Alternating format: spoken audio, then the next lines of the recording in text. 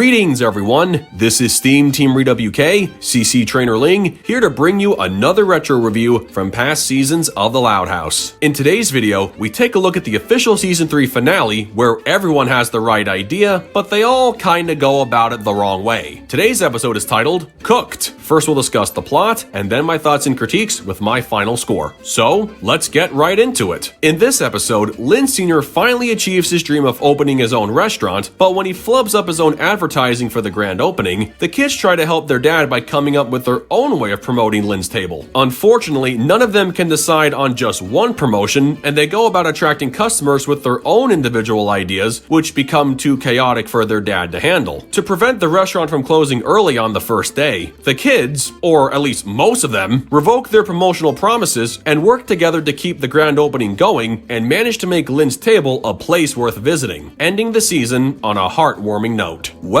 that concludes the plot of the episode, so now we come to my thoughts and critiques. As far as finales go, this one had its share of good and bad moments, although it's some of the bad moments that make this episode less than amazing, but I'll talk more about that when I get to my critiques. I'll start off with one of the good things about the episode, and that would be bringing closure to Lynn Sr.'s main character story arc. The first season brought up how cooking was something at which he was really talented, and it was more thoroughly developed in the second season. He even quit his job in the field of information technology to work in a restaurant in hopes of one day opening his own. By season 3, he not only continued working at the Aloha Comrade, he managed to secure some investment money from Timothy McCall and finally got to where he wanted by the end of the same season. I give credit to the writers for giving his character an arc starting at the beginning of the series and continuing to expand upon it even after he achieved his goal. I also respected how this dad was willing to work himself to the bone just to satisfy every customer during his grand opening, showing how he wasn't going to let them or any of his kids down. Speaking of the kids, they were also a big positive. As much as some fans try to criticize any one of them, or specifically the girls, for being antagonistic to the plot, I have to strongly disagree by saying none of them were presented horribly. While I do have some issues with how their actions contributed to how the second half of the episode played out, which I'll get to in a moment, at no point were any of their actions truly mean-spirited or selfish, or at least not in the sense that what they were doing was all for their benefit and their benefit only. Everyone did their own thing with the intent to help their dad's business become a success, and that was their individual and collective goal throughout the episode. From helping to fix up the old building to trying to make their respective promotions work without failure, you can't really say any one of them was being antagonistic. Collectively, they knew they all messed up in their own way, and yet they still came through for their dad by pulling together like they tried to do before. In short, despite their questionable methods, I always come to appreciate the storylines where the kids aren't always at each other's throats and they work together to help their parents, similar to how they handled themselves in the episode Job Insecurity, for example. However, the kids were technically on one another's bad side when they started fighting over which promotional idea to use for the grand opening and egotistically voted for their own plan. That's when the episode should have been changed to Overcooked, get it? And now we come to my critiques. The first noticeable problem to the episode is how each of the kids, minus Lily and her refrigerator art gallery, never ran their ideas by their dad before going ahead with them. This is where some fans like to say all the girls were in the wrong and Lincoln was the only one in the right, since he showed his idea to his dad prior to the grand opening. On the one hand, I can see where they're coming from, and I don't immediately dismiss their claim out of hand. In one scenario, maybe the television ad Lincoln and Clyde made was aired the day before the grand opening, and that could have given Mr. Loud some time to prepare for busloads of customers, while the girls are never seen running their ideas by their dad until after the grand opening was well underway, and their dad was completely caught off guard by some of them. But on the other hand, Clyde said he was going home to change into his formal attire just after he and Lincoln showed off their commercial. That creates a scenario where the commercial aired on the same day of the grand opening, possibly leaving little time for the dad to be prepared to serve food to more people than he could handle, given how the only other employees he had were Kotaro and Grant. Well, hey, maybe he could have given a chance to Mrs. Bernardo and some teenager if there was ever a chance of things going wrong. But if someone like Lenny finds that kid relatable, I can see why he wasn't hired. In either case, Lincoln went through with his commercial idea and only got the okay from his dad after it was put on the air. The time frame between the airing of the commercial and the grand opening is never made clear, so the circumstances surrounding Lincoln and his idea can go either way, yet Mr. Loud getting overwhelmed with one busload of customers after another on top of other customers on the first day may not have been Lincoln's brightest idea. Of course, when it came to Lisa's idea for bottomless fries and Luann's birthday song and dessert idea, their dad fully embraced them without objection, and those ideas were being dropped on him just after business started booming. Sadly, it was by this point the episode started to enter something commonly referred to as conflict overload. Not only did the dad agree to take a chance to honor several promotional ideas from just some of his kids, most of whom surprisingly not doing much of anything else to help lighten the workload they created, he ended up trying to keep his business under control by trying to work through all the promises his kids promoted, and he felt like everything was hitting him in the face at once, including a door. To be honest, a lot of the other promotions were either useless or head-scratching. I mean, unless there's a mini carnival in the back, who's going to come to a restaurant just to use Lori's photo booth? Lola's tea party idea was pretty much useless considering how small of a crowd that would play to, and Lana's animal menu and entry idea only would have worked if it was just for service pets. I understand some of these ideas played to the respective personalities to some of the characters, but this was an overkill, and there's no way of defending a lot of what happened when a lot of it could have easily been avoided. Again, where were the other kids to help with making food or waiting tables before their dad got knocked out? Lori and Lenny waited tables in job insecurity, so I don't want to hear any excuses. If anything, several of the siblings had ideas that could have been combined together with other ideas to collectively make more believable promotions. Here's how the story could have been changed to reduce the amount of conflict to a more reasonable and realistic level. For example, Lincoln and Lucy both had the idea to use their local television station to promote the grand opening, first with a commercial and then an interview with Catherine Mulligan later in the day. So their collective idea could have been strictly television advertisements. Lisa, Luann, and Lenny each had an idea of giving away free food through particular means. They could have settled on Lenny's bingo idea, in which the winner gets either a free appetizer, bottomless fries with the purchase of an entree, or if it's your birthday, a free dessert. Luna and Lori, and maybe Lynn Jr., could either promote the restaurant by offering live entertainment, still trying to figure out what's so entertaining about a photo booth, or they could go with Luna's idea on making home deliveries. Lori would be the delivery driver, and Lynn would add that if orders are not delivered in a certain amount of time, the food is free. Actually, Lynn could also make food deliveries, since trying to get something done within a specific time frame would play to the competitive side of her character. And finally, Lola and Lana could be part of the waitstaff and eventually feel overworked with too many customers based on Lincoln and Lucy's idea, as well as Luna and Lori's, and trying to remember which customers got free food as a result of Lisa, Luann, and Lenny's idea. Even Lori and LJ could get overworked with deliveries, and Danny and all of them would end up quitting under huge amounts of pressure. Just like that, 10 individual promotions were either combined or eliminated and pushed down to just 3. On the surface, it does appear to still be a case of conflict overload, and maybe all the kinks haven't been fully worked out of my potential revision, but the combined promotional ideas of television ads, free food, and delivery services are way more ideal than singing happy birthday to Liam's pig. No matter what, the kids were still able to convince everyone to stay for good quality food, tremendous service, and somehow get Catherine Mulligan to believe she was interviewing a guy who wasn't knocked out, who will have a serious contusion once he wakes up. Then again, she's a woman who believes tree monsters are real, so yeah, she'll believe pretty much anything. Overall, I can't say this episode is really all that bad. Yes, it's easy to point out all the negatives and how the kids nearly ruined their own dad's dream, and their dad himself, by invoking their own forms of promotion and barely helping him with the workload, but they didn't do what they did just to make themselves look good. It was all for the benefit of their dad, and Lynn Sr. came to recognize how them working together made everything run smoothly, and he was grateful for what his kids were able to pull off while he was knocked out. Some of their ideas could have either been combined with others, or simply not used at all to lessen the amount of conflict, and not have the second act feel so bogged down, but everyone's heart was in the right place, so I can't be too critical of their good intentions. As for Lynn Sr., his character arc was brought full circle, and noting how his restaurant continues to be seen following this episode, it's clear Lynn's table is here to stay. Seriously, you have to pay the bills somehow. With that said, I give Cooked a 7.5 out of 10. Well folks, that concludes my review of Cooked. This episode ended the season with a few potential food dishes based on the kids' names. Everyone made a pun, and only someone as simple-minded as Lenny suggested hamburgers. So what kind of dish do you think Lenny could have named after her? Write down in the comments on what food you would make in Lenny's name. There's only so many ideas to choose from, so let's see what you guys can put on the menu. But for now, as far as this episode goes, what did you guys think of it? Love it? Hate it? it? Something you would add? Change? Keep it as it is? Let me know in the comments below. And make sure to subscribe to this channel for the latest Loud House content. That's going to do it for me. I'll catch you guys for the next video. But until then, this is SteamTeamRedubUK, CC Trainor-Ling, signing off. Peace out, home slices.